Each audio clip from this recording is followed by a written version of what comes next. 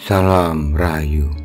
Kali ini saya masih ingin menelisik mengenai tubuh dari kisah Bharatayuddha dulu sebelum nanti memasuki inti episode-episodenya. Sebagaimana telah saya urai sebelumnya bahwa Begawan Wyasa membagi cerita perang besar Kurawa Pandawa atau istilah Empu Sedah dan Panuluh Bharatayuddha membagi dalam episode sesuai dengan jumlah hari peperangannya, yaitu 18 hari. Kisah Bharatayuddha yang berlangsung selama 18 hari itu bukan semata peperangan yang dipicu oleh kegiatan bermain dadu yang dilakukan antara Pandawa yang terdiri dari 5 tokoh yang dipimpin oleh Yudhistira atau Puntadewa dengan Kurawa yang terdiri dari 100 tokoh dengan pimpinan utamanya Duryudana. Kenyataannya adalah Bharatayuddha merupakan perang besar antara dua kubu koalisi. Koalisi pertama adalah Pandawa yang terdiri dari 5 bersaudara yang dibantu oleh beberapa raja dan kerajaan tertentu, dengan yang satu lagi adalah koalisi Kurawa yang didukung oleh raja dan kerajaan tertentu pula. Sehingga perang Pandawa melawan Kurawa menjadi membesar dan berbentuk perang koalisi sebagaimana negara modern pada era kini. Kemunculan dukungan raja dan kerajaan tertentu pada kedua kubu dilatari oleh banyak sebab. Pertama, sebab dendam pribadi seperti dendam Resi Durna dari kerajaan Sokalima terhadap Prabu Drupada dari kerajaan Cempala atau Pancala yang pernah menghinanya hingga wajahnya yang dulu ganteng dibuat jelek oleh Gandamana. Contoh sebab lainnya misalnya Prabu Maespati dari Wirata merapat ke Pandawa karena putrinya adalah istri Pandawa.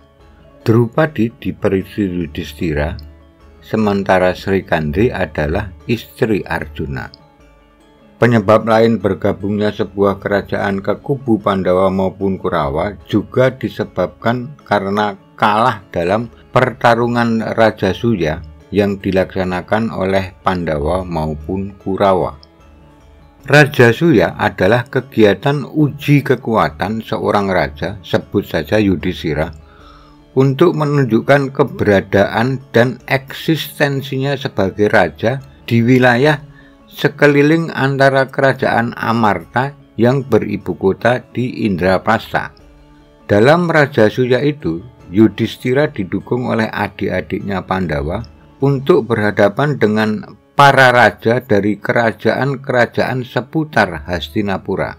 Jika pemimpin sebuah kerajaan kalah bertarung dengan tokoh Pandawa, dalam hal ini Arjuna maupun Bima, maka wajib hukumnya bagi kerajaan yang kalah tersebut memberi upeti dan membantu Pandawa dalam Bharatayuddha. Rajasuya juga dilakukan oleh pihak Kurawa, dalam hal ini Drestarsata. Bagi tokoh kerajaan tertentu yang kalah bertarung dengan anak Drestarsata, yaitu Duryudana, maka wajib hukumnya harus memberi upeti dan membela Kurawa dalam Bharatayuddha. Untuk memahami mengapa harus ada Rajasuya, nanti akan saya ketengahkan dalam konten khusus. Tapi ada juga kerajaan yang bergabung dalam koalisi kubu karena unsur hutang budi, seperti misalnya Adipati Karna dari kerajaan Awangga yang mendukung Kurawa karena sang Adipati Karna merasa berhutang budi dengan Duryudana yang telah membelanya dalam menegakkan statusnya sebagai satria, bukan anak kusir kereta kerajaan. Sementara pada kerajaan Manggada membela Pandawa sebab rajanya Jarasandha pernah dikalahkan oleh Bima. Terima kasih sudah menyimak cerita saya yang pendek ini. Sampai jumpa pada cerita lain. Salam Rahayu.